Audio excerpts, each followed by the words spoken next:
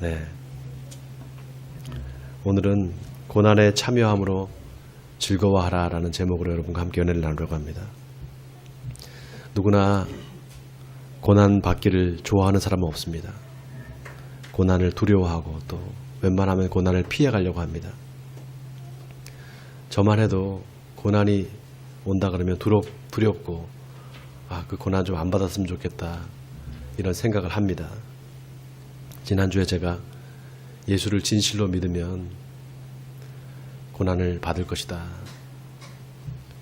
그리고 예수님처럼 살려고 하면 반드시 핍박이 온다. 이렇게 말씀을 드렸더니 어떤 한 집사님께서 저한테 메시지를 보내주셨어요.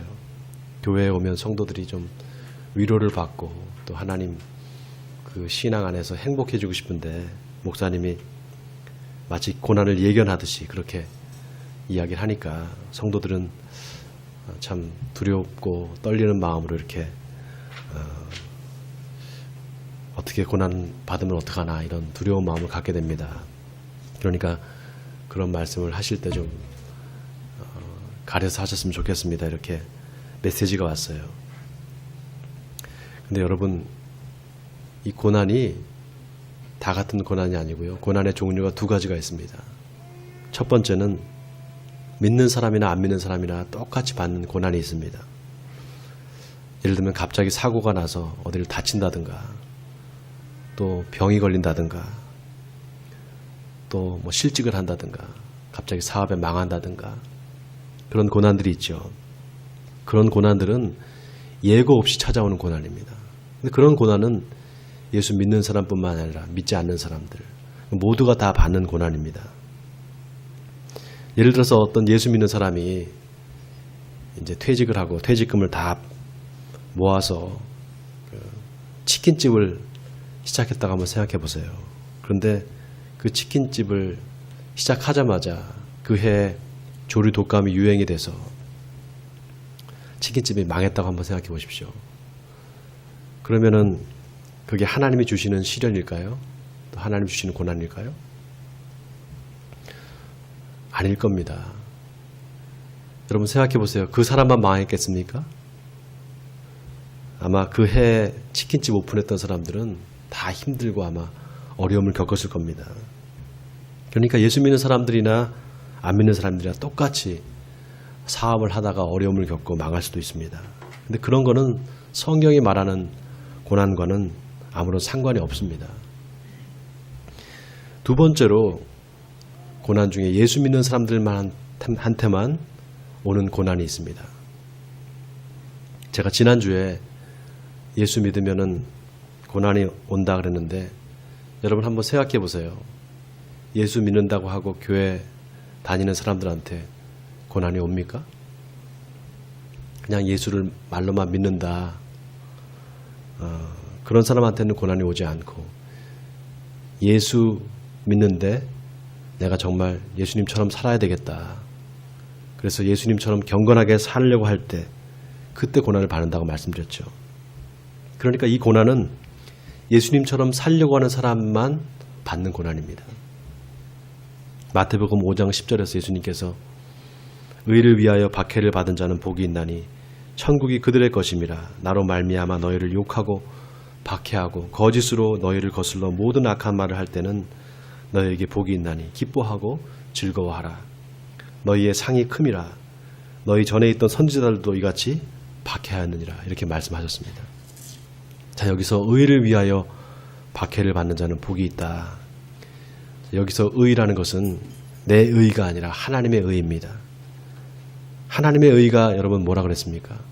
하나님이 우리 죄인들을 위해서 죄 없는 자기 아들을 십자가에 매달려 죽게 하심으로 우리의 모든 죄를 사하신 것, 그게 바로 하나님의 의이다 이렇게 말씀드렸죠. 그래서 하나님의 의는 바로 예수 그리스도입니다. 그러니까 의를 위해서 박해를 받는 자는 복이 있다는 것은 예수를 위해서 그 예수의 이름을 위해서 박해를 받은 자는 복이 있다 이 말입니다. 그러니까 이거는 여러분 생각해 보세요. 예고된 고난이죠. 예수님께서 미리 너희가 핍박을 받고 박해를 받을 것이다 이렇게 예고된 고난이었던 것입니다. 이렇게 예고를 미리 고난받기 전에 예고를 한다는 것은 뭔가 하면 우리에게 선택권을 줬다는 겁니다. 그러니까 그 고난은 받을 수도 있고 안 받을 수도 있다는 거죠. 놀라운 건 예수님께서 누구든지 나를 따르려거든 자기를 부인하고 자기 십자가를 지고 나를 따를 것이니라 이렇게 말씀하셨습니다. 이 말은 억지로 따라와라 이게 아닙니다. 따르려거든 그 말 속에 따르고 싶은 사람만 따라오라 이런 것이 암시되어 있습니다. 그러니까 이것은 선택을 강요하는 것도 아닙니다. 하나님은 절대로 우리를 그렇게 인도하시지 않습니다.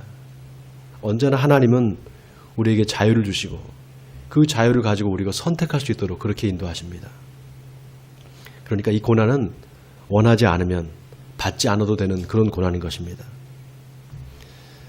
복음서에 보면 예수님을 따랐던 사람들이 정말 많이 있었습니다. 수많은 군중들이 예수님을 쫓아다녔죠.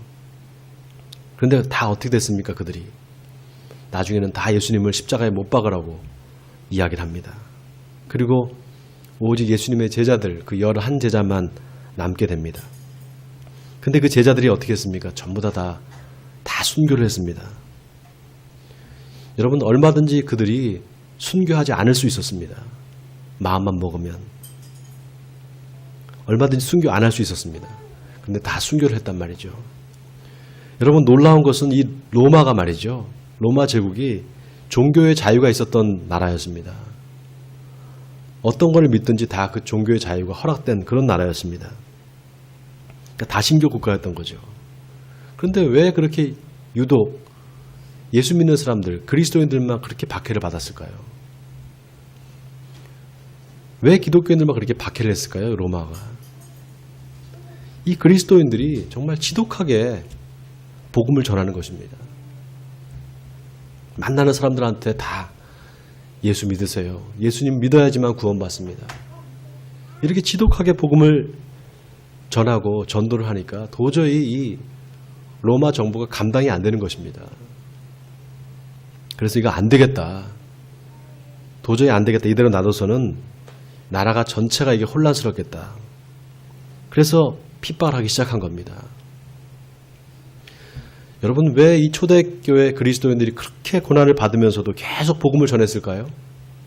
그 이유가 뭘까요? 자기가 죽을 수도 있는데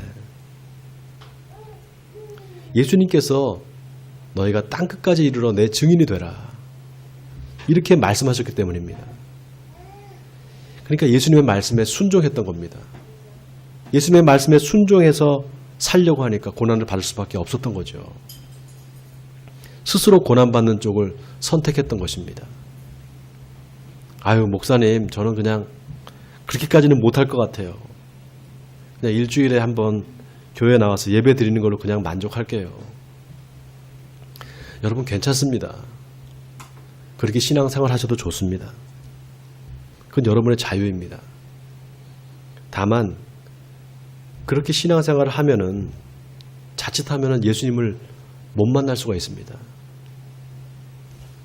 여러분, 우리가 예수님을 만나야 되잖아요. 인격적으로 만나야 되죠. 교회를 오랫동안 다니고 30년, 40년을 다녔는데 예수님을 못 만나고 죽는다. 그러면 어떻게 되겠습니까? 실제로 교회에서 장로님들 40년 가까이 신앙생활 하셨던 분들이 죽기 전에 나 예수를 모른다 이렇게 하고 돌아가시는 분도 있습니다. 그러면 어떻게 되는 겁니까? 그 오랜 세월 동안 교회를 다닌 것이 다 헛일인 거죠. 여러분, 우리가 예수님을 인격적으로 만나지 못하면 천국에 못 들어갑니다. 예수를 만나야 됩니다. 자, 그러면은 예수를 만나려고 하면 고난을 받아야 된다라고 한다면 그럼 고난을 받는 쪽을 선택해야 되는 거 아니겠습니까? 여러분, 고난을 너무 두려워하지 마시기 바랍니다. 그리고 고난 자체만 바라보지 마십시오. 그 고난 뒤에 있는 축복을 바라보시기 바랍니다. 그 축복이 뭐라고 그랬습니까? 세상 사람들이 구하는 물질과 건강과 자녀가 잘 되는 복. 여러분, 그런 것들은 하나님께서 이미 다 아십니다. 우리에게 있어야 할 줄 아십니다. 굳이 구하지 않아도 하나님께서 이런 것들을 다 아신다고 성경에 기록하고 있습니다. 하늘에 나는 새를 봐라. 들에 핀 백합화를 봐라. 누구도 걷어들이지 않고 돌봐주지 않는데 다 저렇게 아름답게 잘 자라고 하지 않느냐. 하물며 너희일까 보냐. 하나님께서 다 채워주실 거다 이 말입니다. 그러니까 그런 복 말고 그런 세상 사람들이 이야기하는 물질과 건강과 자녀가 잘 되는 그런 복은 하나님께서 다 아시기 때문에 그런 복 말고 정말 예수 그리스도를 인격적으로 만나는 복, 그래서 자선 대대로 나를 통해서 예수님이 증거되고 또 자손 대대로 예수를 믿게 되는 복, 그 복을 구해야 될 줄 믿습니다. 그래서 예수 믿으면 복을 받는 게 아니라 고난을 받는다. 그렇게 말할 때 여러분이 내가 이거 고난 받으면 어떡하나 두려워할 게 아니라 그게 복음으로 여러분에게 들려야 됩니다. 그래서 내가 이 고난을 통해서 예수 그리스도를 인격적으로 만나리라.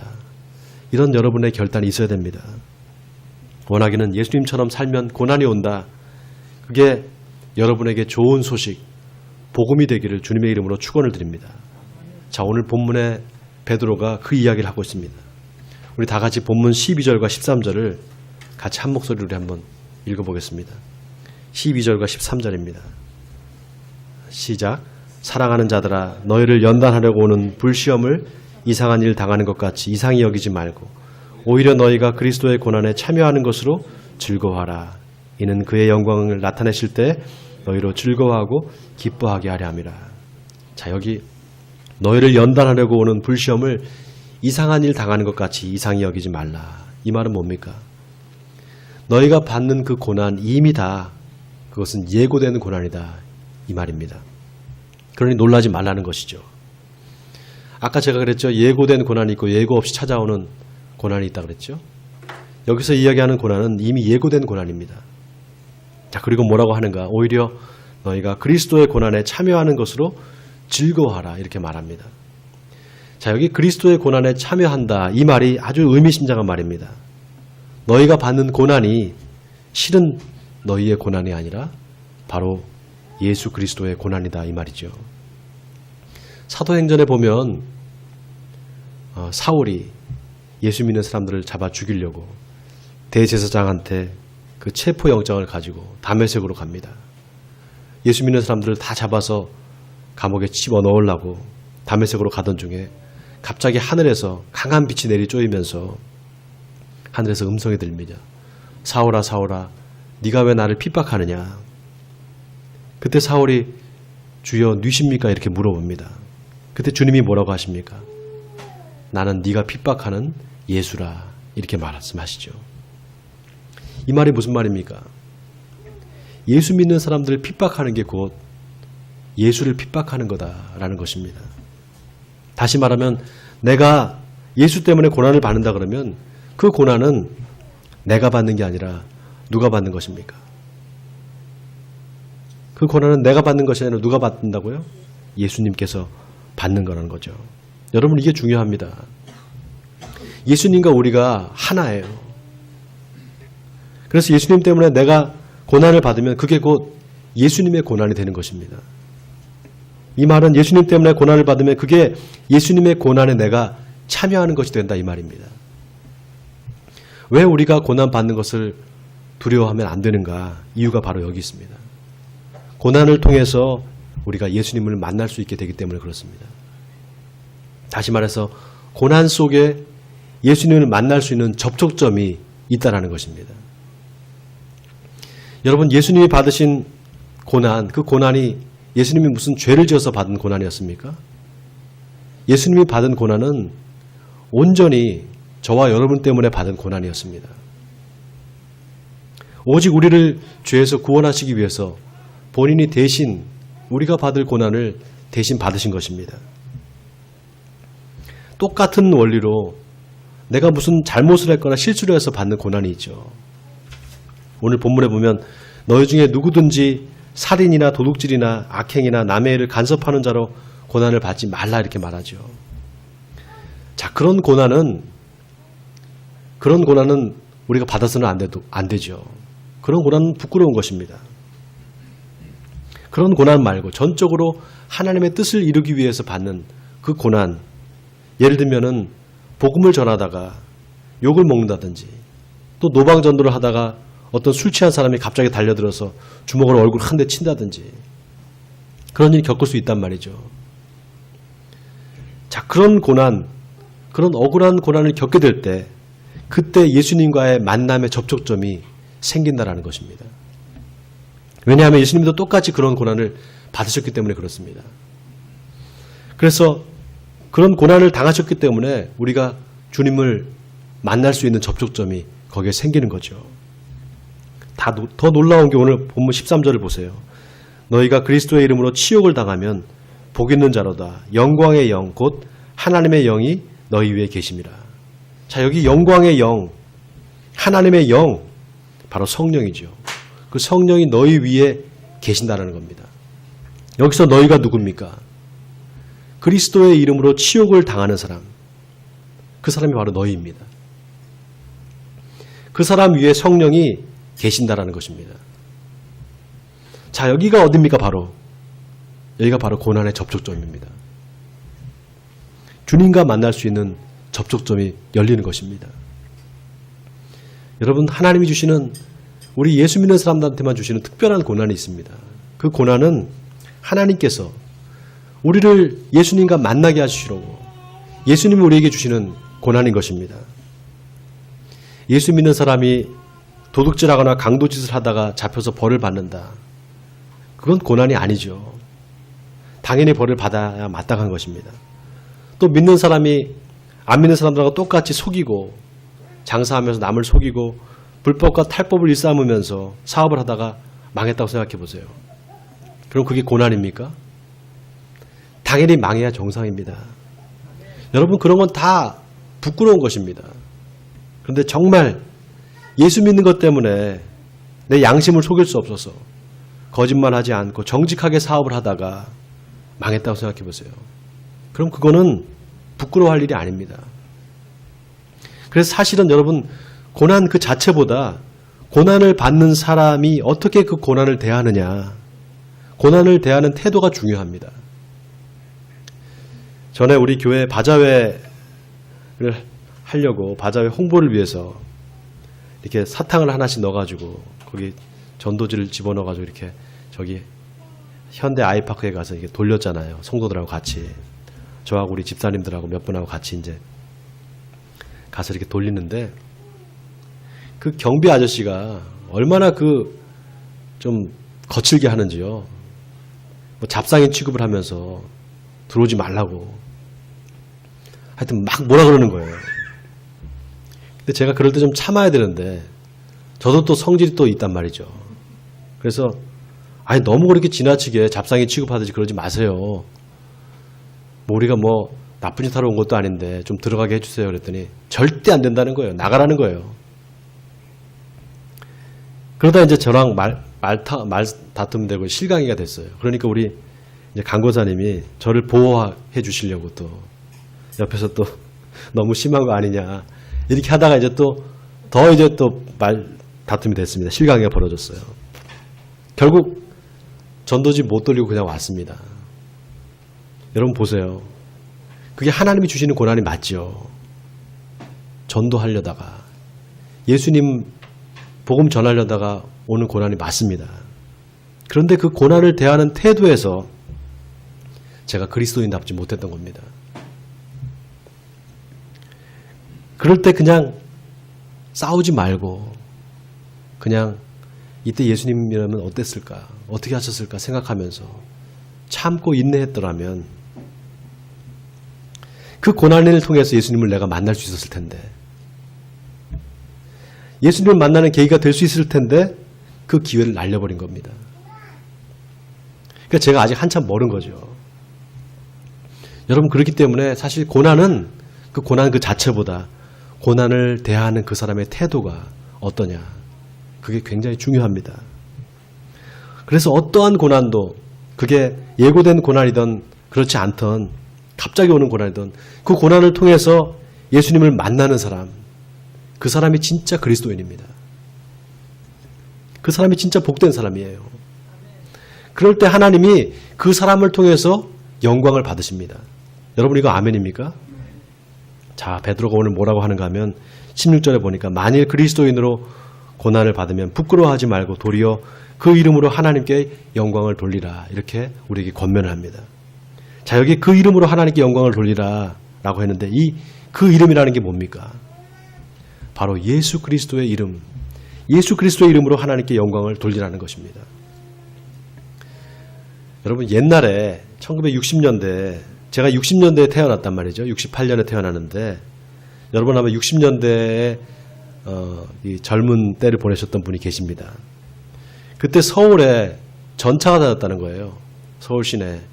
여러분 혹시 전차 타보셨어요? 서울 시내 다니는 전차? 저는 상상이 안 되는데 서울 시내 전차가 다녔대요. 시청역으로 해서. 근데 워낙 이제 승객이 많으니까 이제 슬쩍 차비를 안 내고 무임승차하는 사람이 꽤 있었답니다. 워낙 사람이 많이 타니까. 근데 이 전차 운전수가 이제 한 사람이 그냥 슬쩍 타는 것 같아서 저기 아저씨 그 차비 내고 타셔야죠. 그랬더니 그분이 저 차비 냈습니다. 그러더라는 거예요. 그러니까 운전수가 정말 내셨어요? 안 내신 거 아니에요? 안 내신 것 같은데요? 물어봤다는 거예요. 그러니까 그 승객이 저 교회 다닙니다. 이렇게 얘기를 했대요. 그러면 그때 운전수가 두 말 않고 죄송합니다. 그랬답니다. 이게 1960년대입니다. 지금이 아니고 1960년대 서울에 전차가 다닐 때 그때는 교회 다닌다 그러면 그 사람이 믿을 수 있는 사람이다 이렇게 믿었던 거죠. 지금 같은 때 아마 저 교회 다닙니다. 제가 교회 다니는 사람이 뭐 거짓말 하겠습니까? 이러면은 어떻게 될까요? 아마 웃음거리가 될 겁니다. 사람들한테. 그러니까 믿는 사람들이 그만큼 세상 사람들로부터 신뢰를 잃었다는 거죠. 여러분 이 그리스도인이라는 말, 이 그리스도인이라는 말이 어떤 뜻인지 아십니까? 예수 그리스도의 사람 이런 뜻입니다. 세상 사람들이 그 사람을 보면서 예수님을 보게 되는 사람, 그 사람이 바로 그리스도인입니다. 원하기는 저와 여러분을 통해서 세상 사람들이 예수님을 만나게 되길 바랍니다. 그래서 세상 사람들이 예수의 이름으로 하나님께 영광을 돌리게 되기를 주님의 이름으로 간절히 축원합니다.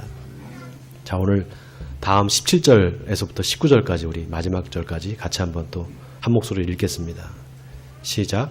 하나님의 집에서 심판을 시작할 때가 되었나니 만일 우리에게 먼저 하면 하나님의 복음을 순종하지 아니하는 자들의 그 마지막은 어떠하며 또 의인이 겨우 구원을 받으면 경건하지 아니한 자와 죄인은 어디에 서리요. 그러므로 하나님의 뜻대로 고난을 받는 자들은 또한 선을 행하는 가운데 그 영혼을 미쁘신 창조주께 의탁할지어다. 자, 오늘 본문에서 베드로가 성도들의 고난을 이야기하다가 갑자기 하나님의 심판이 임박했다 이렇게 말을 합니다. 그런데 놀랍게도 그 하나님의 심판이 하나님의 집에서부터 시작된다는 거예요. 여러분 하나님의 집이 어디입니까? 하나님의 집이 어디입니까? 바로 교회죠. 교회. 하나님의 심판이 하나님의 교회부터 시작된다는 거예요. 아니 하나님의 집 교회는 하나님의 백성들만 모인 곳인데 어떻게 하나님이 교회에서부터 심판하실까? 우리 의아하잖아요. 여러분 예수님께서 이 비유로 항상 심판에 대해서 이야기하실 때 자주 쓰시는 비유가 있었습니다. 그게 뭔가 하면은 바로 알곡과 가라지의 비유입니다. 여러분 아시죠? 알곡과 가라지의 비유. 거기 보면은 종들이 와서 주인한테 주인님 우리가 좋은 씨를 뿌렸는데 누가 이게 가라지를 뿌릴 것 같습니다. 어떻게 할까요? 이렇게 물어봐요. 주인이 원수가 와서 그렇게 가라지를 뿌렸구나. 지금 가라지를 뽑으면은 잘못하면 알곡도 다칠 수 있으니까 추수 때까지 내버려둬라 이렇게 이야기를 합니다. 자, 오늘 베드로가 하나님의 집에서 심판을 시작할 때가 되었다. 이 말은 추수해서 이제 알곡과 가라지를 가를 때가 됐다는 겁니다. 여러분 우리가 보통 알곡과 가라지 그러면은 알곡은 교회 다니는 사람들이 알곡이고 가라지는 다 세상 사람들이 이렇게 생각하잖아요. 그런데 그렇지 않습니다. 교회 안에 알곡과 가라지가 있다는 것입니다. 그걸 어떻게 알 수 있는가 하면 그 주인이 자기 밭에 뿌린 가라지와 알곡을 가를 때가 온다 이렇게 말합니다. 자기 밭에 뿌렸다는 것은 하나님의 백성들이라고 모여있는 사람들 그 가운데 알곡과 가라지가 있다는 얘기죠. 아주 두려운 이야기입니다. 자, 그런데 그 가라지와 알곡을 분별하고 가를 때가 있다. 여러분, 누가 가라지인지 누가 알곡인지 우리는 알 수 없습니다. 누가 알 수 있는가? 추수 때가 되면 그 추수꾼만이 알 수가 있습니다. 여러분, 제가 마지막으로 저의 간증을 여러분한테 소개하는 것으로 오늘 설교를 마치려고 합니다. 제가 대학을 졸업하고 직장에 들어갔어요. 직장에 들어갔는데 3년 만에 IMF가 왔습니다. 제가 직장 들어갈 때 좀 우수한 성적으로 들어갔어요. 그리고 제가 이제 캐나다에서 어학연수를 갔다 와서 그때 참 영어가 잘 될 때였습니다. 그래서 신입사원들 중에 저처럼 영어를 잘하는 사람이 없었어요. 그래서 어디 출장을 가면은 저를 꼭 우리 팀장님이나 또 부장님이 저를 데리고 다녔습니다. 그래서 제가 신입사원 돼서 뭐 1년, 2년밖에 안 됐는데 어디 막 외국 많이 다녔어요. 유럽에 가서 같이 그 출장도 다니고 그랬는데 갑자기 이 IMF가 온 거예요. 그러니까 회사에 이제 구조조정이 되기 시작하는 겁니다.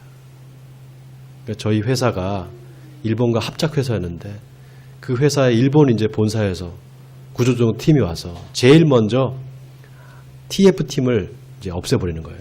R&D팀을. 제가 그때 R&D팀에 있었는데 그래서 어떻게 발령을 내는가 하면 주일날, 일요일날 백화점 가서 판매하는 판매 사원으로 이렇게 발령을 냈어요. 일종의 대기 발령이고 나가라는 거죠.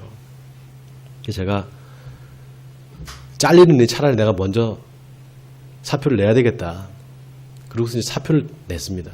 그랬더니 우리 그때 당시 부회장님이 저를 불렀어요. 그래서 너 이거 사표 지금 빨리 이거 안 받은 걸로 할 테니 가져가라는 거예요.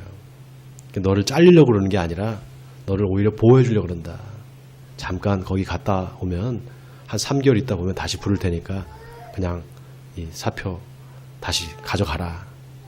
근데 제가 그때 무슨 오기가 그렇게 났는지 실탁을 했습니다.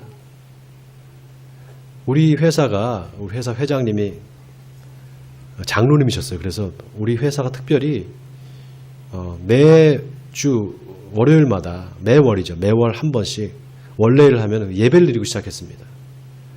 제가 그때 그 부회장님한테 했던 말이 뭔가였냐면 아니 교회에서 이렇게 예배 드리면서 회사를 하는 그런 우리 회사가 그런 회사인데 교회 다니는 사람한테 집사한테 주일날 가서 그걸 판매선 하라고 그러면 교회 다니지 말라는 거지.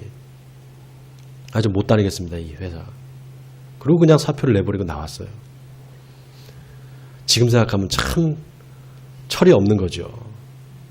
근데 그때 저희 부서에 저의 바로 위에 이제 직장 상사가 있었는데 이분이 참 아주 독실한 크리스찬이었습니다. 교회 다니시던 분인데 그 집 이제 박 대리님이란 분인데 저한테 그러는 거예요. 야, 손범서 너는 다 능력도 있고 좋은데 너는 참 교만하다. 그렇게 얘기를 했어요. 그리고 그 회사를 나왔는데 제가 그 박 대리님의 말이 계속 떠오르는 거예요. 그래서 하나님께 가서 제가 기도를 했습니다. 그때 새벽 기도에 매일 나가서 하나님 앞에 기도하면서 하나님 저를 좀 낮아지게 해주시옵소서. 저는 교만한 놈입니다. 낮아지게 해주시옵소서. 이렇게 계속 기도를 했습니다. 근데 어느 날 하나님께서 저한테 놀라운 말씀을 주셨어요. 여러분 놀라지 마세요. 제 귀에 이 깡통 같은 놈아 깡통이나 주서라. 제 귀에 분명히 들려왔습니다. 그래서 제가 뭘 했는 줄 아세요? 깡통 줍는 일을 했습니다. 1톤 트럭을 사가지고 지금으로 얘기하면 고물 장사를 한 거예요. 이 비닐봉지를 큰 비닐봉지를 사다가 거기다가 인쇄를 했습니다. 알루미늄 캔은 저를 주세요. 인쇄를 해서 이 일산에 있는 사우나, 그 다음에 또 영화관, 카페 이런 데다 다 그걸 나눠주고 거기다가 알루미늄 캔만 좀 담아달라고. 그거를 이제 수집하는 그런 일을 했습니다. 근데 지금도 제가 기억나는 일이 하나 있었어요. 여기 가면 주엽 사우나라고 있습니다. 근데 거기에 이제 그 봉투를 갖다 놓고 좀 담아달라고 했는데 거기 구두 닦기 아저씨가 있었어요. 그게 7층인가 8층이었는데 제가 갔더니 그 구두 닦기 아저씨가 저한테 막 욕을 하면서 깡통만 가져가지 말고 이 쓰레기도 좀 치워! XX야. 그래서 그 쓰레기 봉투를, 큰 쓰레기 봉투를 저한테 던졌는데요. 제가 이 얼굴에 맞았어요. 여기 이마에 맞아 이마가 금방 이렇게 부풀어 오르더라고요. 근데 그때 하나님께서 주신 그 명령이 생각났습니다. 깡통 같은 놈아 깡통을 주소라. 그래서 아무 소리도 않고 그냥 죄송합니다. 그러고 나왔어요. 그래서 그거를 이렇게 분류를 했습니다. 근데 여러분 그 깡통을 분류하면은요. 분류를 왜 하냐면은 알루미늄 깡통하고 이 철 깡통하고요. 10배 차이가 납니다. 알루미늄 깡통이 훨씬 비싸요. 10배가 비싸요. 무게는 훨씬 가벼운데 분류를 해야지만 돈이 되는 거예요. 분류를 하는데 눈물이 이렇게 나더라고요. 분해서 나는 거죠, 눈물이. 그러고서 이제 집에 들어갔어요. 그랬더니 그때 우리 이제 이내가 딸이 이제 막 태어나서 얼마 안 됐을 텐데 제가 이제 애가 안고 싶어서 이렇게 뭐 안으려고 하지도 않았어요. 안으려고 이렇게 제스처만 취하는데 그때 사모가 손 씻고 오세요. 그러는 거예요. 근데 그때는 한국말로 잘 못할 때인데 아주 정확하게 얘기하더라고요. 손 씻고 오세요. 손 씻으러 들어가서 손을 씻는데 비누를 아무리 칠해도 이게 냄새가 가시지도 않는 거예요. 그러면서 그때 왜 이렇게 서러운지요. 얼마나 울었는지 모릅니다. 근데 그러고 나서 여러분 놀라운 일이 벌어졌어요. 여러분이 깡통이 철깡통, 알루미늄 깡통이요. 자세히 보면은 이게 분별이 잘 안 돼요. 자세히 봐야 돼요. 근데 특징이 있습니다. 철깡통은 반짝반짝 빛이 나요. 근데 알루미늄 깡통은 빛이 안 나요. 근데 희한하게 모아놓잖아요. 그러면 이 철깡통은 빛이 확 죽어버립니다. 근데 알루미늄 깡통은 빛이 확 나요. 왜 그러냐면 이게 알루미늄이 양은이거든요. 은이란 말이에요. 은. 그래서 이렇게 분류를 하는 거예요. 그리고 그때 당시만 해도 철깡통이요. 훨씬 많았어요. 알루미늄 깡통보다. 약 한 7대3 정도 됐습니다. 철깡통이 10개 나오면 알루미늄 깡통 7개, 3개밖에 안 나왔어요. 그렇게 분류를 하는데 분류를 이렇게 막 하고 있었어요. 그날도. 그런데 그 알루미늄 깡통 모아놓은 곳에 빛이 확 비치는 거예요. 너무 정말 찬란한 빛이 확 비치는 거예요. 그러면서 제 마음에 하나님께서 이 마음을 주셨습니다. 네가 지금 이렇게 철 깡통과 알루미늄 깡통을 구분하느냐? 세상의 끝날에도 알곡과 가라지를 이렇게 하나님께서 구분하실 것이다. 그 마음이 확 들면서 저한테 제가 마치 그 알곡과 가라지를 구분하는 수확하는 추수꾼이 된 그 마음이 돼서 정말 이 알루미늄 깡통 하나가 잘못해서 철깡통으로 들어가면 안 되잖아요. 그래서 눈에 불을 켜고 그거를 이렇게 구분했던, 분별하는 겁니다. 근데 그때 얼마나 감동을 했는지요. 계속 눈에서 눈물이 흐르는 거예요. 여러분, 제가 왜 이 말씀을 드리는가? 제가 고난을 통해서 바로 그 예수님을 만났습니다. 예수님이 고난을 통해서 저를 찾아와 주셨어요. 여러분, 고난을 두려워하시지 마시기 바랍니다. 주님은 고난을 통해서 우리를 찾아와 주시고 만나 주십니다. 로마서 8장에서 사도 바울은 자녀이면 또한 상속자 곧 하나님의 상속자여 그리스도와 함께한 상속자니 우리가 그와 함께 영광을 받기 위하여 고난도 함께 받아야 할 것이니라. 생각하건대 현재의 고난은 장차 우리에게 나타날 영광과 비교할 수 없도다. 이렇게 고백을 했습니다. 사랑하는 성도 여러분, 예수님의 이름을 인해서 고난을 받는 사람, 그 사람은 복된 사람입니다. 왜냐하면 예수님이 그 고난 가운데 우리와 함께 해주신다고 약속하셨기 때문입니다. 또 주님이 우리에게 고난만 주시지 않습니다.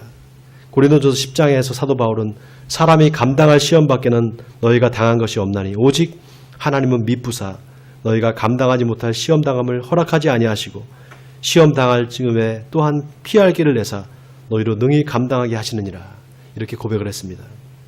사랑하는 성도 여러분, 원하기는 고난을 두려워하지 말고 오히려 주님을 만나기 위해서 그 고난을 선택하시는 용기와 믿음이 여러분에게 있기를 바랍니다.